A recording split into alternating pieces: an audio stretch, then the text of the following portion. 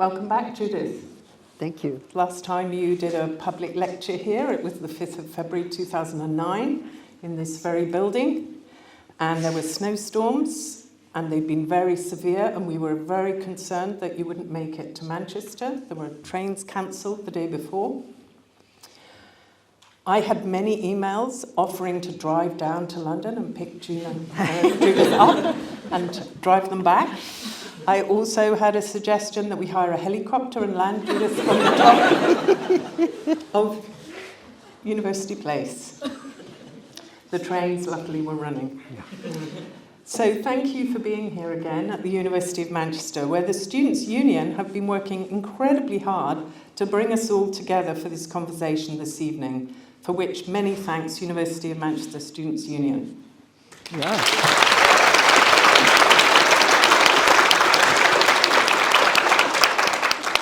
Thank you. First of all, to turn to So Who's Afraid of Gender? This, for those of you that haven't read it yet, offers a systematic analysis of the numerous anti-gender ideology movements around the world, focusing on 3 different converging strands, those belonging to religious movements, especially but not only Christian ones, those motivated by right-wing politics, and those driven by gender-critical feminisms. This book was published by Penguin and has been described as much more accessible than your previous academic ones. In my leading question really comes from, to try and bring us all into the room, really comes from your dedication, and your dedication in the book I was very struck by, for the young people who still teach me. That obviously reverses the usual flow of knowledge and thinking, and I wondered if we could pause on that question and just see if that throws any light on your motivation for writing the book. Yes, thank you. Well, I think that as I was writing this book and trying to find my way back into gender studies, because I had taken a pretty long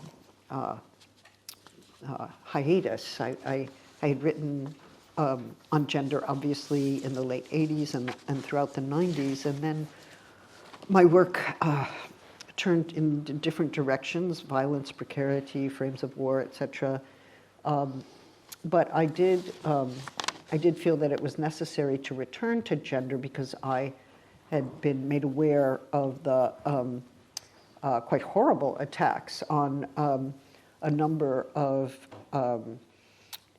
gay, lesbian, trans, non-binary people and feminists in the name of a movement that calls itself anti-gender ideology movement. And so I wanted to understand what gender had become in the imagination of these opponents, like how they were construing it and why and for what purpose.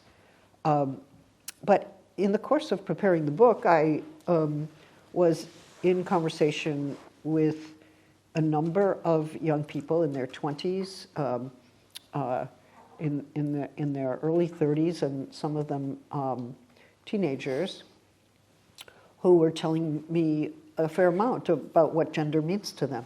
Right.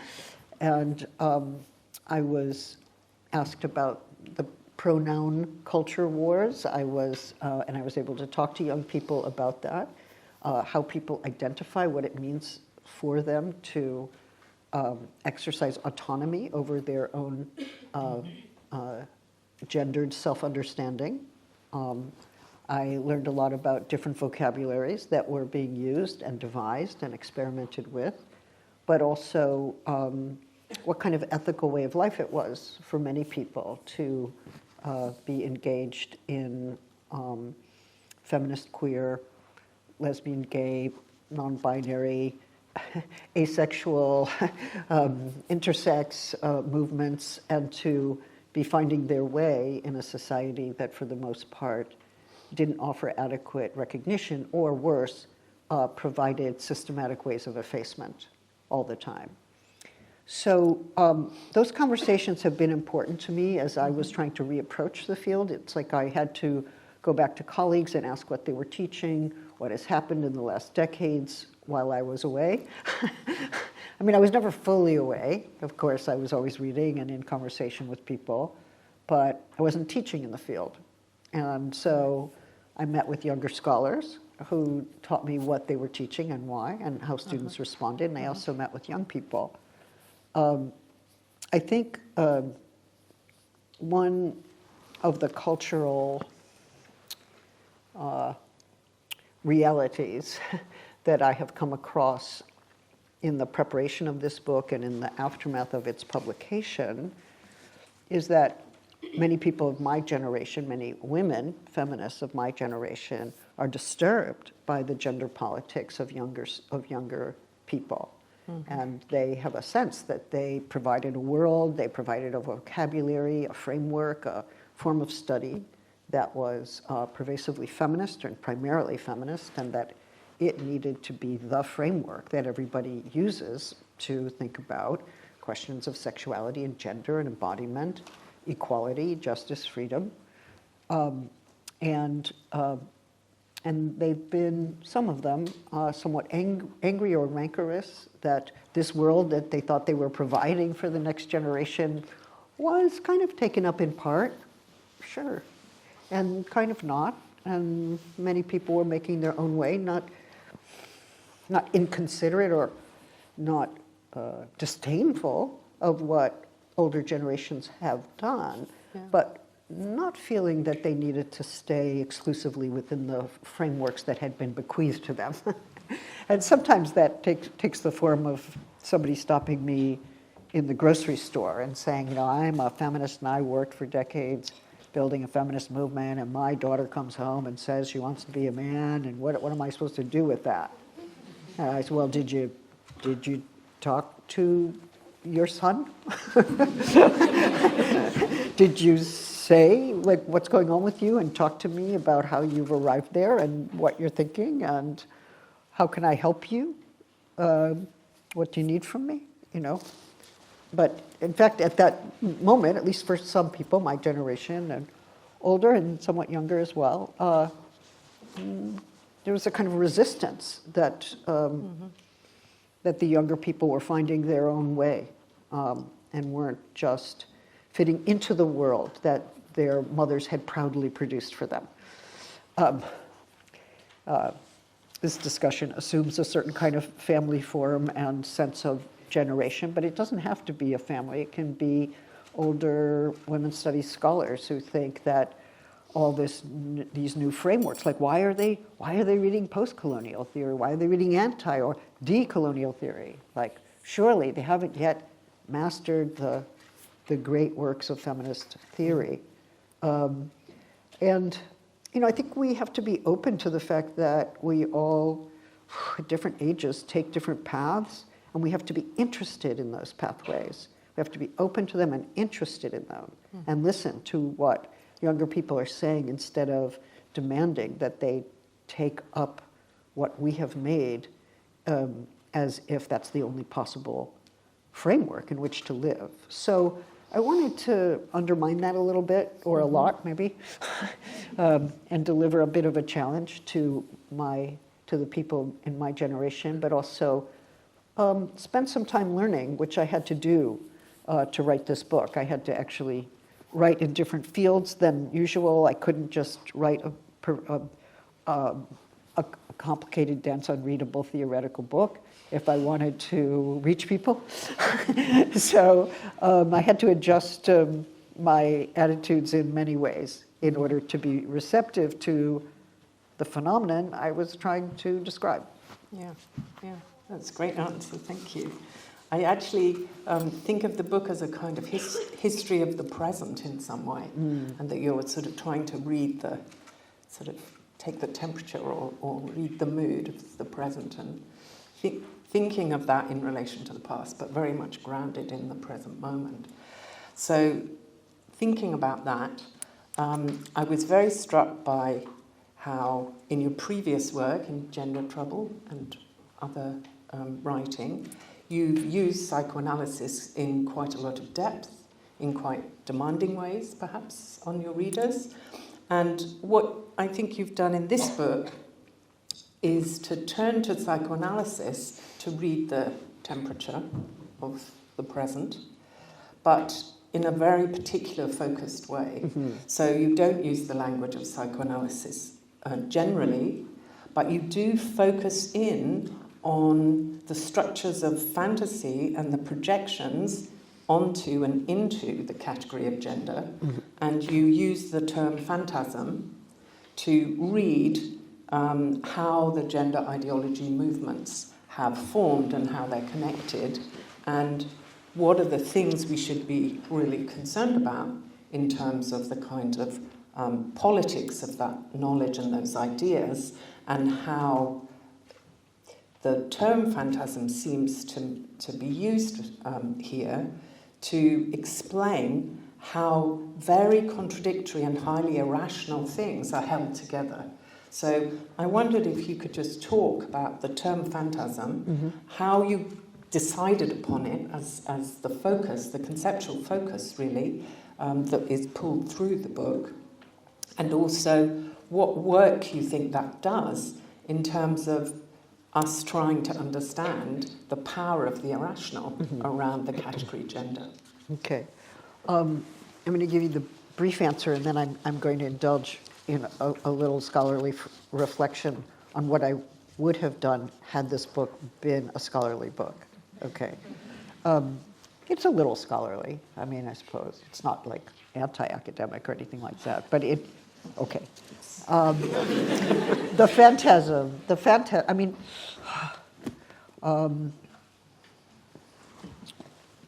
so here's an example that I give to explain the concept. So in the weeks before the presidential election in the United States in November of last year, there was a robocall that was sent out to most of the voters in the state of Michigan, one of the so-called swing states that sometimes goes Democrat, sometimes goes Republican.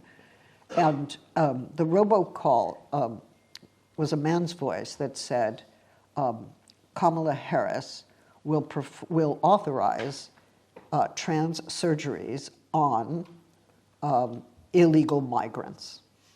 Okay. Now, of course, it's a patently false claim, but its truth or falsity was not the issue. The question was, would it arouse people's anxieties and fears to such a degree that they would turn against Harris and vote for Trump? And the question is, what's going on in that little phrase? First of all, people who don't understand trans life or have deep fear about trans existence or trans surgery in particular will be alarmed.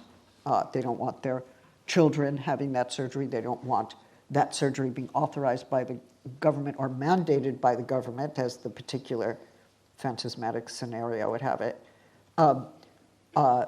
They also are very worried about undocumented migrants. They've been told that migrants are taking their jobs. They have residual racism that comes up not only in relationship to migrants, but in relation to Kamala Harris, who would have been the first black, brown woman to be the president of the United States.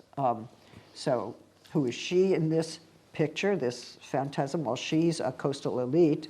She's from San Francisco. She went to school over there in Washington, D.C. She only knows the coast. She doesn't know Middle America. And she's an elitist, and she's a liberal, and she's defending trans rights as part of human rights. It's true, she did say that. So what is it? It's a composite. You find an image or what I'm calling a phantasm that draws on already existing anxieties and escalates them and amalgamates them so that they themselves become a kind of single scary picture of disparate elements that not only bring fear to the forefront and anxiety, but also hatred. I'm going to hate the woman who will authorize these surgeries which will harm the children, and they will be performed on undocumented migrants who will be what? Experiments? You know, in some scenario. So the dangerous state, performing surgeries or authorizing them, bringing these vulnerable communities together in a single phantasm, but also stoking hatred for them both. And indeed, we have seen deportation of undocumented migrants, and we've seen the stripping of trans legal rights and health rights as soon as shortly after Trump came to power. So, and he says even this morning that he's making good on his promise to the American people by stripping people of their rights. So that's a phantasm in a way. It collects existing fears and anxieties, and it compounds them, it connects them, and it escalates them to the point where people feel hatred or wish for the elimination of those populations, which then turns into an eliminationist policy, rights stripping, deportation, or detention. In Freud's interpretation of dreams, he introduces the notion that the dream is not just a bunch of random elements, but that it's actually organized in certain ways. It draws on older affects, fears, desires. It also draws on recent memories from everyday life. It puts them together in certain ways. But dreams are readable, and they even, according to Jean Laplanche, psychoanalyst who I briefly mention in this book, they even have a syntax. Like, they hold together in certain ways. They're not chaotic, unregulated. They actually hold together. And the question is, how do you understand the way they hold together? Mm-hmm. And Freud's suggestion was that there were three mechanisms: projection, displacement, and condensation. And I think that those three mechanisms are at work in these phantasmatic scenes that we're looking at. So when the Vatican says that gay and lesbians or trans people will hurt children or do damage to children because they will impose a doctrine or they will seduce or convert the children, we can ask, what has the Vatican been doing all these years? Right? And so there's an inversion of the scene. You're able to relocate all the things that are not yet fully acknowledged or redressed by the Vatican in this community that actually needs legal protection against violence. And queer kids and trans kids need also good education and good health care. And they're damaged if they get neither. So I think we also have to notice that people are afraid that their way of life is vanishing. You know, work is not what it used to be. Their wealth is not what it used to be unless they're of the oligarchical capitalist class that seems to be getting richer by the day. The climate, there's climate catastrophe everywhere that is affecting everybody's way of life and way of work. There are open-ended wars that are brutal and seem to have no easy ending. There's continuing deregulation of capitalism in the name of profits and in the name of neoliberal orders that are decimating social services as they privatize public goods. There's a lot of reason to be afraid. But if you come along as a politician and you say, you know, the real reason for the fear that you're feeling, including the fear of the end of the world or the fear of your way of life, the real reason is gender. It's these gender people. That's the big force of destruction. That's the demonic power in contemporary life. Or it's the migrant. You choose the most vulnerable community to make into the most dangerous power on earth.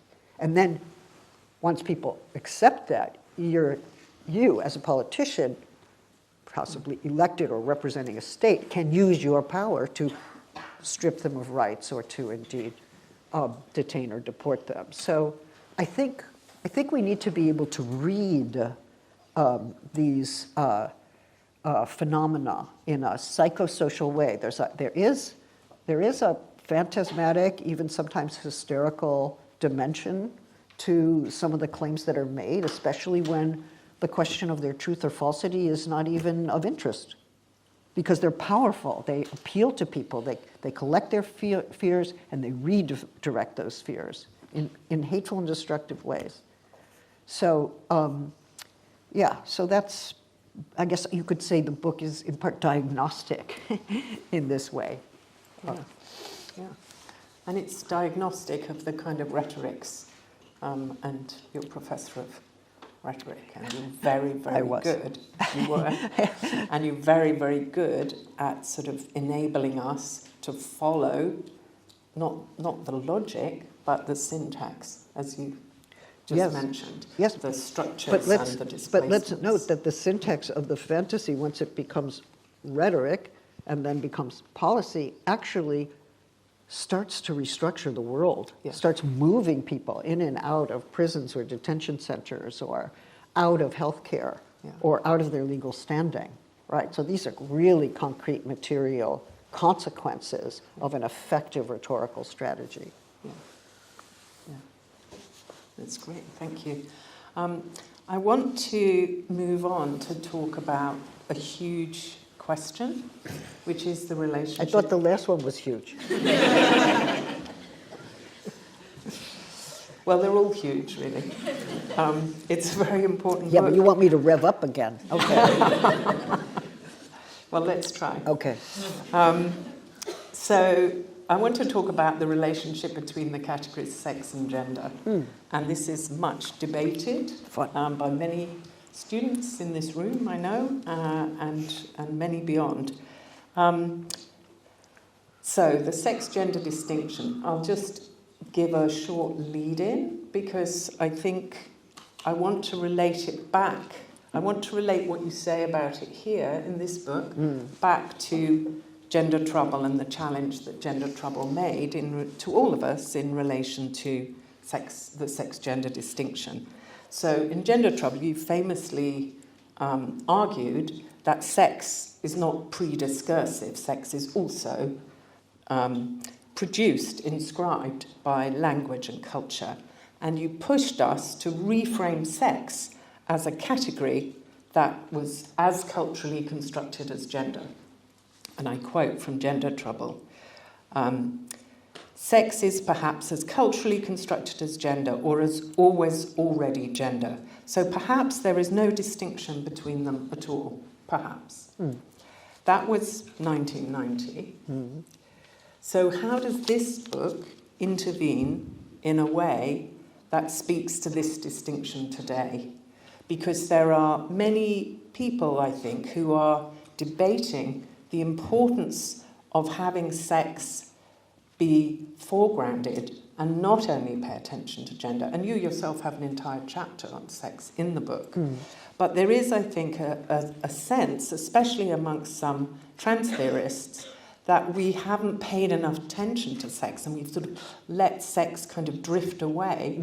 Following your early challenge in 1990, perhaps sex has sort of not been the focus in the way gender has. And that we've ended up with a situation where the gender-critical feminists can say, okay, gender identity, yes, you can remake that as much as you want, but sex, that actually belongs to the biological and that can't be remade.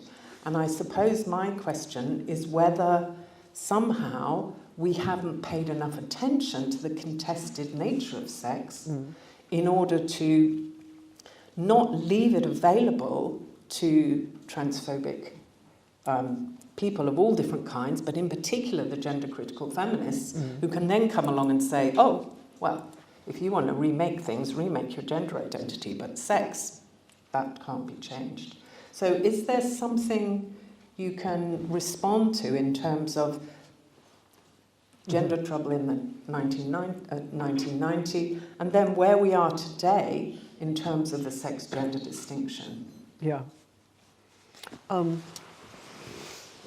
It's funny, I deliberately did not want to recall or respond to gender trouble in this book. Yeah. I wanted a different point of departure. And of course, there are some like gender trouble moments in the book because it comes with the trouble that is me. But I guess I have a couple of different things to say about that. If in, actually probably 88 when I finished that book, I claimed that maybe sex was gender all along, or there's no significant difference between sex and gender.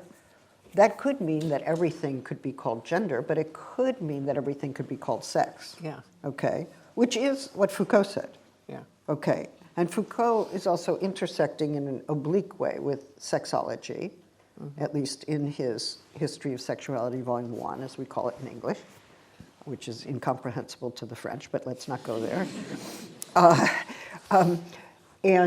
And I think there are now a number of trans theorists who are revisiting sexology, the history of sexology, to see what was going on there. And also trying to find more potentially generative traditions within sexology than, say, John Money, who was being transphobic and also very, I think, dangerous in the ways in which both used so-called social construction in the service of social engineering. So the reopening of the history and internal complexity of sexology is, I think, great. And we should be reading Magnus Hirschfeld, and we should be, we should be recovering that history and debating it for the present. Like, where are the potentials there? There's no question in my mind. I would also say that many of the debates about sex assignment make more precise what is meant by the material effects of cultural or social constructs. We could say, sex is not a brute reality. It's not a simple fact, as the positivists would say. It's not a simple fact. Even simple facts are, or what we call simple facts, are determined in part through the framework of interpretation through which they are approached, right? So what's the, a doctor says, oh, well, I observed this. It's like, yes, but through what observational lens? And how does that lens, how does that framework contribute to what you see? It allows you to see certain features and not others. It allows you to focus here. You're looking for this or that because you're predisposed to do so, and you don't see other things that perhaps are also potentially visible, but only through another frame. So I'm not saying that the frame produces sex, like, oh, sex is nothing but the frame, or sex is nothing but an interpretation. I wouldn't say that. But I would say, since when do we determine facts outside of an observational or interpretive frame? I mean, it's just the basic thesis of the interpretive social sciences and the humanities, and you can get rid of those fields, and I know some people are trying. Yeah. But we kind of accept this from Heisenberg. We accept it from, art history. We accept it from all kinds of fields that are not necessarily post-structuralist or queer theoretical, but maybe potentially so. Okay, so there's that. Sex assignment is really interesting and incredibly important because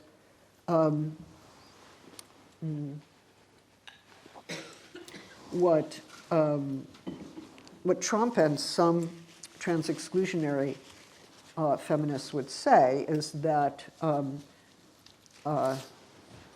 there are simply two sexes and that the law should reflect those two sexes. The assignment should be given at birth and never change because sex differences are immutable. Now, when Trump says immutable, he's citing the Vatican.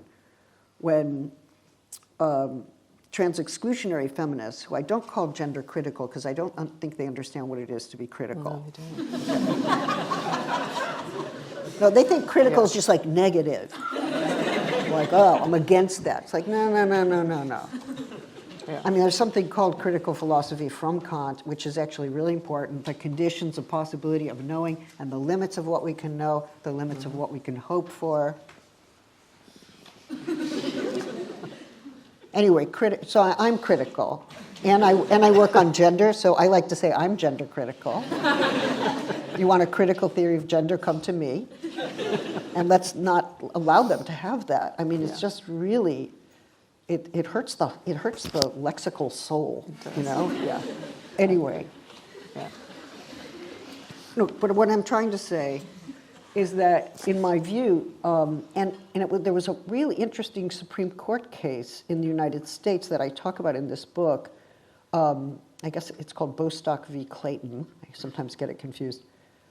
And conservative judges like Neil Gorsuch said, you know, people get discriminated against on the basis of sex. That could be the sex that they were assigned at birth, or it could be the sex that they identify with later in life. In both cases, that's discrimination on the basis of sex. So we should include trans people's complaints under sex discrimination law. They have a place. Okay. A conservative judge appointed by Trump in his former term. Right. Now, I think that's really interesting, because what he's saying is sex assignment happens over time, and it can change over time, and why would we take the original one as the definitive one? That's not the case always. Sometimes it is the case, and that's great. You're assigned to sex at birth, and you like it. You want to keep it. Good. Right? Go forth with that sex assignment, live your whole life in it. That's wonderful. But not everybody else is with you. Not everybody else is saying, yeah, I can live with this my whole life.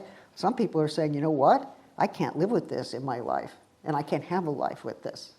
I need another assignment. I need another way of life in order to live. And either we say to those people, yes, we want you to live, or we say to these people, no, we don't want you to live. Or don't thrive, don't flourish. Suffer in the box we gave you, because it's immutable. No, we don't say that. Well, some people say it. I don't understand why you would say that to another human being. Do not flourish in this world. Anyway, but we do have that. Sex assignment is complicated. I would say, in the spirit of 1990, that it's iterable. It can be repeated. It can be changed. It's not one thing. It doesn't happen once. And even if you assume a new sex assignment, what meanings it accrues in time for you are not fully predictable. So I think that's a social practice. It's a medical practice, a legal practice. It's very material. It's something that we need to think about. What are the conditions in which it's made? But also sex determination within the field of developmental biology. I mean, I just read an article where there were at least 16 different paradigms for understanding how sex determination is made at the biological level. And the positivists who say, oh, it's just a fact. It's a biological fact. Well, they are not interested in biology. They don't study biology. They set aside the biological sciences. They're not interested in the difference between evolutionary biology and some new perspectives within developmental biology and the entire ways in which genes get activated through epigenetic factors. You know, I mean, they're not interested in co-construction, environment, genes, hormones interacting in very specific ways, which is why we have great male athletes who have less testosterone than some women athletes, which is why the Olympic Committee can't use hormones, or they can only use the hormonal criterion if they make these people take hormones to lessen and these people take hormones to raise, because they have an idea of what sex difference is supposed to be hormonally, and then they have to manufacture it through compulsory requirements. That shows you just how normative these ideas are. They're not scientific.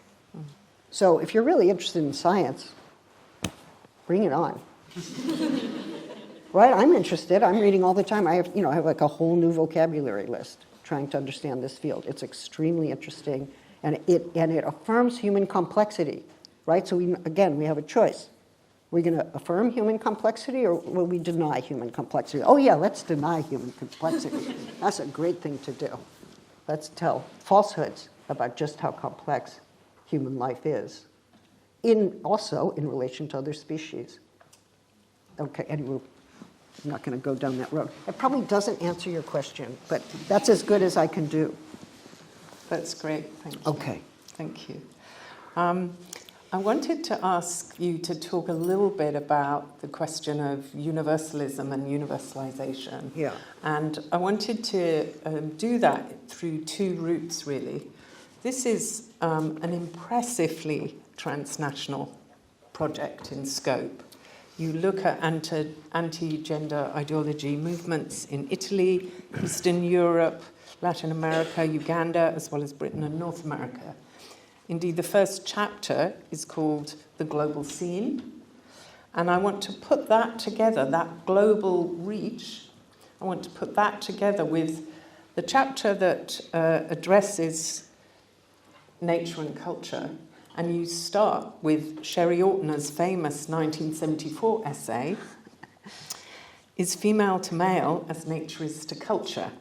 So, given the feminist debates in the 70s about the problem of universalizing women's oppression or the temptations to universalize, but the limits of that, and so that on the one hand, this question of the universals and the particulars that feminists were so preoccupied with in the 70s and 80s, and still to some extent are, but also trying to look at anti-gender ideology movements in so many different countries with so many different languages and cultures, and yet gender is a Western concept. So how did you go about thinking that the importance of this as a transnational project, but also, I'm sure, in your mind, there must have been all kinds of problems and questions about how you were going to do that. Yes. And when we were speaking yesterday briefly about this, you said that the people who had translated your previous books became informants almost in terms of the politics and what was happening in these different contexts. So can you talk a little bit about how you decided the kind of transnational reach, and what were the cautions about universalism that might have been in your mind? Yes. Well, first of all, as you will find if you read the acknowledgments of the book, the idea for this book emerged in Brazil in 2017 when there was a demonstration against me, and I was burnt in effigy. And a picture, the picture of me that was burnt, the puppet of me that was burnt, had red eyes, as if I was demonically charged, had horns, which I took to be rank anti-Semitism. Also, I was wearing a bikini top, and I thought that's so interesting that they would do that, because if they're thinking of me as involved in a trans performance, that would mean that I'm fundamentally masculine, and that were I to wear such a thing, I would be passing as the gender I'm not, right? So that I took that to be a compliment. Or a misunderstanding that was psychoanalytically interesting. Anyway, they did burn my puppet simulacrum outside the building, where I was huddled in a green room for about 12 hours. And I had a lot of security, and when my partner and I were leaving the airport in Sao Paulo, we were accosted by a group of women who were screaming at us that something about pedophilia. I wasn't quite sure why that was the thing, but apparently the church community from which they came had taught them that gender was being taught in schools, and that it was either seducing students or brainwashing them in some way. So I was accosted, and a young man threw himself between me and a woman with a very strong metal trolley, and he came to blows with that person and saved me from physical assault. And I've never been able to find him, but I'm hoping to leave whatever wealth I have at the end of life to that person. So if you know him, send him to me. Anyway, it was scary, but I started to write on this phenomenon, trying to understand what those passions were. So my first deep understanding came out of Brazil and in conversation with Brazilian feminists, and then the Chileans, and then the feminists from Argentina chimed in, and then I met a number of feminists from Costa Rica and Mexico. So I had Colombia as well. So I had an array of people who were talking to me about how this was working in Latin American politics. And I already knew people in France and Belgium who were working on this, and they helped me understand the EU. And then other people helped me to understand the relationship between Orban and the Russian Orthodox Church, and where the anti-gender ideology discourse, where and how it started circulating through Christian networks. And I learned about their annual conferences and the kinds of seminars they gave.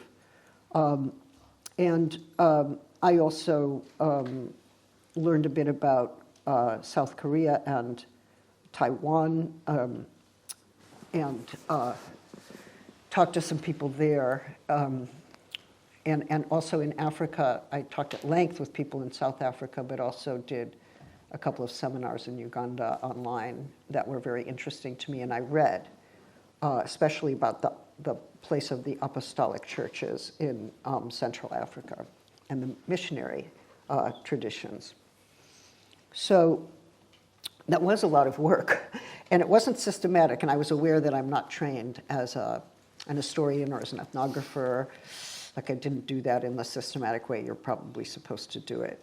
I called people and I got them on Zoom, and these were informal networks, and a lot of them had translated me, and they were bona fide scholars and activists in the field. So, and they were struggling in Serbia, for sure. A number of people in Serbia, in Poland, in Hungary, and even some young people in Romania. Okay, so on and on it goes. But what I want to say here is that there is a problem with, we've known this for a long time in the field, that the Anglo-centrism of feminist and queer theory is a problem. Like, there are a set of terms that have become standard, and gender is one of them. Yeah.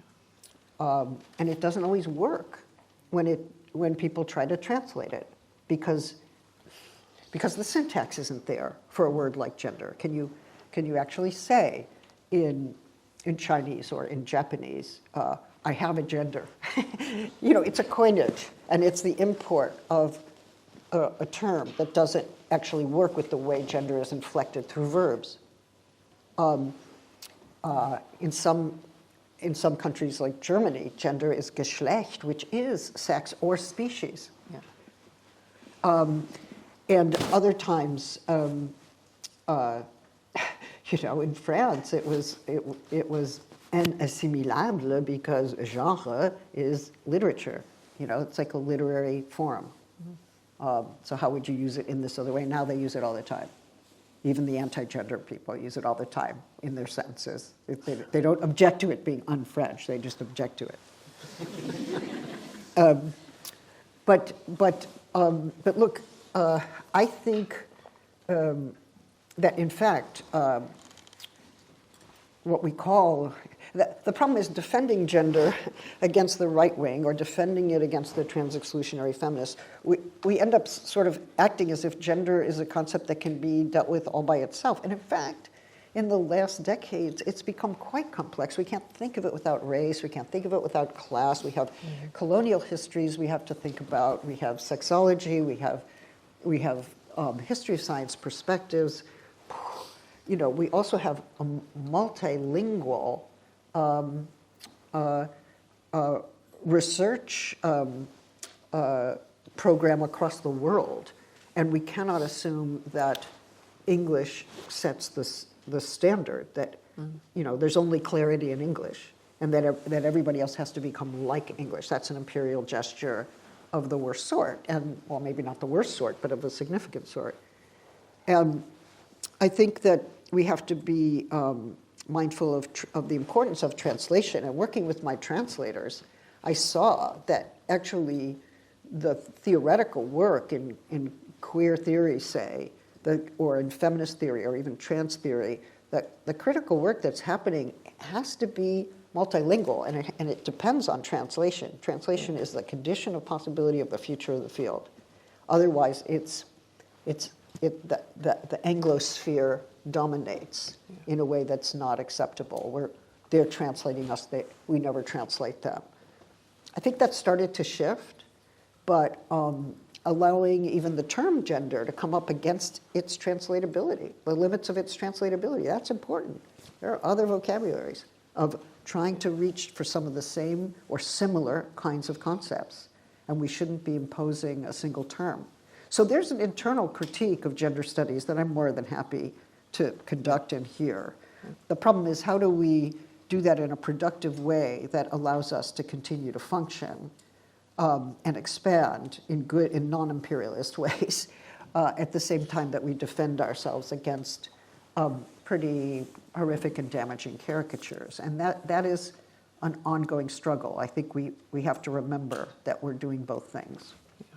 Yeah. That's great. I'm going to ask one last question. Yeah. I have one last question, which is about your identification with the category non-binary in the book and publicly. And obviously you're one of the voices, the queer voices we associate with a sort of anti-identity theory and politics. And I was going to quote you from an early collection, Inside Out, Lesbian Theories, Gay Theories, edited by Diana Fuss. So this is from 1991. Yeah. Whatever it is, it's going to be painful. Yeah. Well, let's see. I don't think so. For example, you famously reiterated that, quote, identity categories tend to be instruments of regulatory regimes. Indeed, you write, the prospect of being anything, even for pay, I love that, even for pay, has always made you anxious, and that this does not mean that you're not willing to appear at political occasions under the sign lesbian, but you would like to have it, quote, permanently unclear what precisely that sign signifies. I know this was a long time ago, but my feeling is that you are not that far from that position now. So, given the permanently unclear of the sign under which you might be willing to stand, what does non-binary mean as an identification for you? And I've heard you say that what drew you to it was the non, and I wondered if you'd tell us what you mean by that. Did I say that? You did say that. You did say that, and it's on video and in print. Oh, really?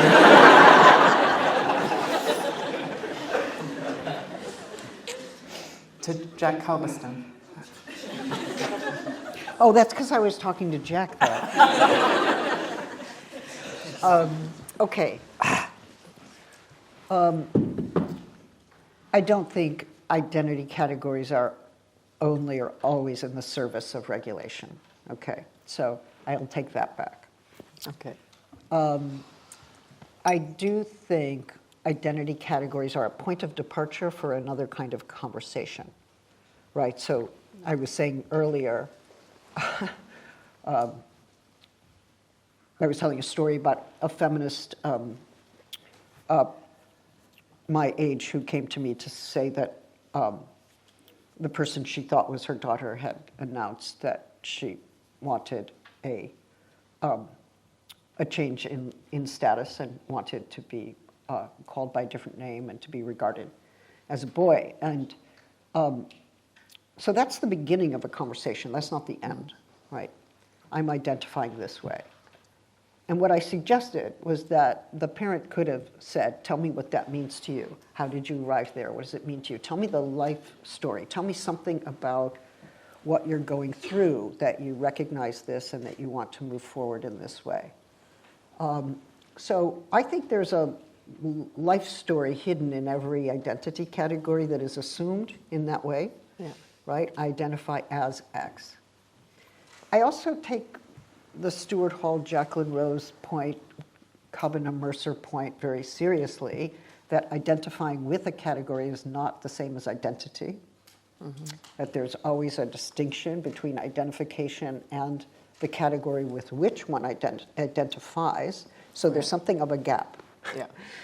There's something of a gap, like, okay, I identify as X, but do not assume you know what that means until you start talking to me. And to tell you the truth, I'm not always sure I know what that means until I start thinking about it more. And even then, there might be some dimensions of that that remain opaque to me. Yeah.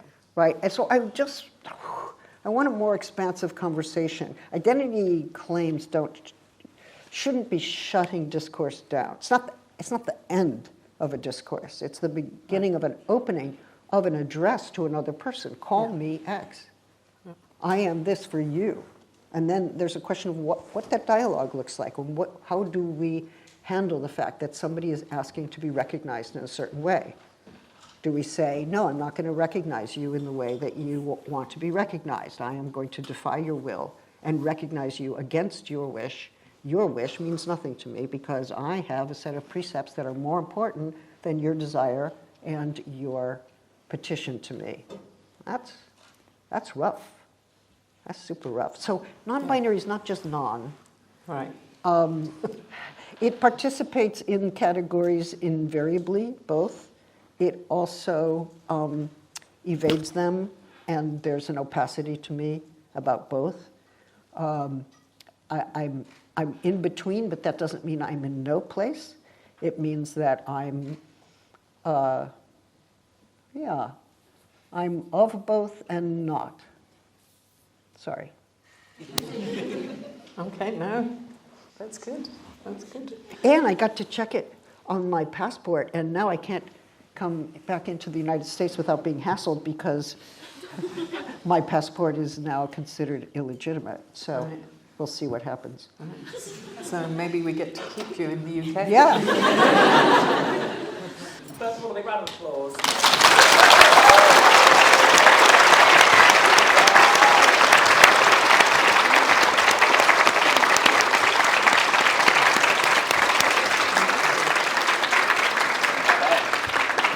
Okay, thank you very much. We've got time for a couple of questions that have been kindly submitted by members of the audience, which I'm going to scroll through now. There's one here that and I might ask you to give me like a little wave if it was your question, just so we know who we're addressing. There's a question here that sort of reminded me of the work by C. Riley Snorton, Black on Both Sides, that I think you talk about in the book. Considering that gender would not be formed without the spectre of anti-black slavery, is gender a master's tool that would not destroy the master's house? And as such, should it not in fact be abandoned? Who asked that question? Marvellous. Okay. I guess I would say sex is, at least for Snorton and even for Hortense Spillers, it's sex that is built through surgical violence perpetrated on black women during slavery and in the aftermath of slavery, with the idea that that those bodies could be manipulated, entered, brutalized in order to make them conform to certain white ideas of femininity, and to see what the limits of that conformity would be. So those were obstetrical, surgical endeavors, and I don't believe gender comes into play at that point, as historically speaking. Gender comes into play later with what we might understand as the inheritor of that kind of social engineering with John Money, and 1955, 56, his work on what he called hermaphrodites, which ended up serving as the basis for his own surgical violence. So there's a history of surgical violence that has to be told, that is both grounded in and perpetuating anti-Black racism, but also anti-intersex and anti-trans. So rereading the history of gynecology in light of that, I think, would be most important. But I'm not sure. I'm not sure about gender in that story, except that the early feminist work on gender was presumptively white, and it wasn't taking into account Hortense Spiller's important work, which was actually published in 1986, which is really stunning. And when I look at that and I think about gender trouble and the fact that I didn't know that was even written at the time, what does that tell me about my own formation? You know, it's actually shameful, but luckily we're pals. And I've learned a lot in the interim. But look, I think it's certainly not the master's tools. Right now, gender is a demonic power. It is linked with diversity, equity, and inclusion. It's linked with race. It's linked with migration. So the solidarities we need right now are precisely those that are anti-authoritarian, anti-racist, and against homophobia, anti-feminism, and transphobia. We're all linked together right now, and we would be foolish not to see that we're being collected better by the right wing than we're collecting ourselves. You focus in your book, I think, on the way in which phantasms get built in sort of right-wing spaces. But somebody's asking here whether and how similar sorts of phantasms get produced in more left-wing spaces. Whose question was that? Oh, I can't see you. Maybe over here? No? Okay. Okay. Yes, any thoughts on that? Yes, I have many thoughts on that. Well, it's kind of unclear who's left these days. What's left of the left? But I do worry that some leftists, especially those who understand themselves as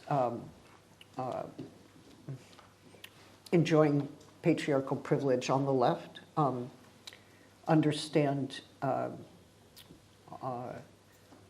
gender issues, including, and by that including feminism, reproductive rights, opposition to gender-based violence that's inclusive,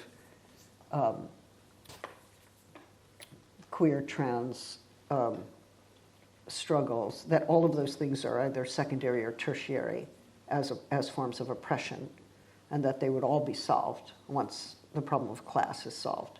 But of course, that means that they are working with the notion of class that by definition excludes all those folks. But all those folks are also workers. All those folks are also in debt. All those folks are also working to unionize. They're working against systemic racism. They're working in climate struggles. They're part of eco-activism. I mean, they are throughout the spheres of the traditional left from which they are excluded or demeaned when considered as secondary or tertiary. But also there's a certain kind of blaming in the liberal left, at least. Oh, well, if we didn't care about trans issues, we would have won the election. If we didn't care about trans issues, we would be more popular. We should really see that there's popular animosity towards trans issues. We should hate trans people more and make that hatred known, and then maybe we will win over the people. It's like, well, who are the people? And what would we have become if we become like that? let's hate more. Let's hate more vociferously. Oh, let's also abandon the migrants. After all, that's not popular. Yeah, let's hate migrants and trans people and win all the elections and become right-wing ourselves, and it's all good. I mean, I'm sorry, but there is some of this, and I certainly have seen it in the so-called liberal left, like The Nation, The Guardian, where instead of fighting transphobia, they blame trans activism for the right-wing turn. But you don't blame Jews for anti-Semitism. You don't blame black people for anti-black racism. There are, this is not the way in which we think about oppression of this kind. Otherwise, we are, I think, blaming the subjugated for their subjugation. There's a question here. I'm not completely sure I understand it, but there's something in it that I quite like. So maybe you can tell us a bit more if it was yours, or maybe you understand perfectly and can just fire away. So the question is about intimacy, and specifically the sort of intimacy that forms around sort of sharing a narrative, sharing an anxiety, maybe, and the role that plays in sustaining the sorts of phantasms that you describe in that book. Whose question was that? It's yours. Feel free to say a little more. Or not. Or not.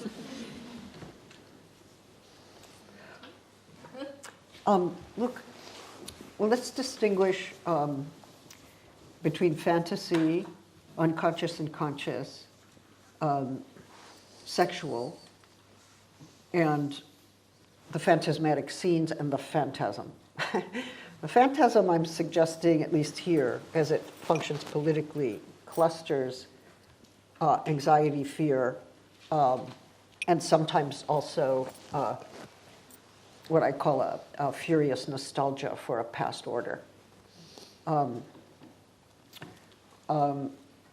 Now, I don't know. Those things can emerge within sexual intimacy, all of them.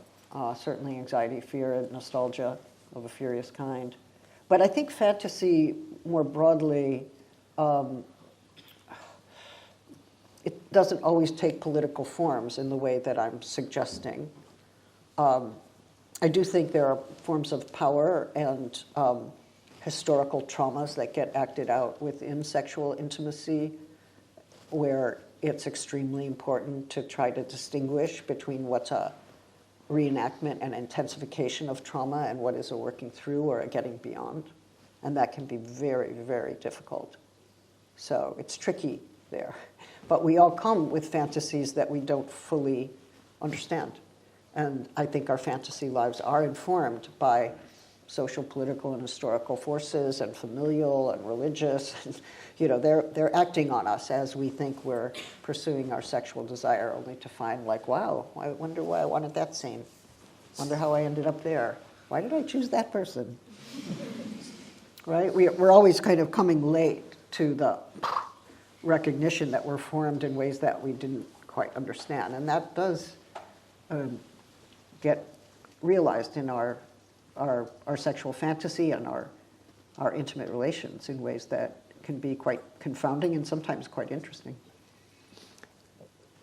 I was just going to add, when I heard the question, I may have misunderstood it, but it made me think of your arguments about fascist passions, and I thought it was about the intimacy of political passion. Is that, yeah? So I thought it was trying to get at the pleasures of sharing those passions, those very intense hatreds and so on. I mean, there's always been an argument about the sexual dimension of fascism. And Klaus Tellerleit, for instance, in the German context, has a book, I think translated in English as Male Fantasies, which does try to give an understanding of fascism within the pleasure principle broadly, in Freud's sense, like that this is a form of pleasure. And I think Toscano might also say that. Wasn't able to finish that book. But I tend to think that fascism is more about the death drive than pleasure. that it's about repetitive sadism that's out of control, that it doesn't actually achieve satisfaction, nor does it really want it. It wants escalated destruction, and it wants the repetition of that destruction. So in that sense, I think the death drive is driving the pleasure principle. But then again, I'm going deep into Freud, but maybe I answered your question more directly. But the other answer was good too, right? It was great. It was great. I mean, someone had that question. Okay, I think we'll leave one more. Okay, Yeah, right. one more. Okay. We selected 3. Hopefully a quick one. The title. Any particular connection to the play, Who's Afraid of Virginia Woolf? Or does it just sound nice? I don't know. I was thinking about Elizabeth Taylor, I think. I think she did a really good job. Especially when she's crashing through the kitchen. You know, I mean, drunk, crashing through the kitchen. I just think magnificent. You wanted my association. You know? And of course, many people have said that the book also refers to the question, who's afraid of Judith Butler? Right? I know, Because but I'm so short, many people seem I'm to short be. and I'm funny, you know? There's actually no reason to be deeply afraid of me. And sometimes I'm wrong and I admit it. I mean, I'm not really frightening. Okay. No, but Lee Edelman, he said, what's the name of your new book? I said, Who's Afraid of Gender? And his eyes got wide. He said, everyone's afraid.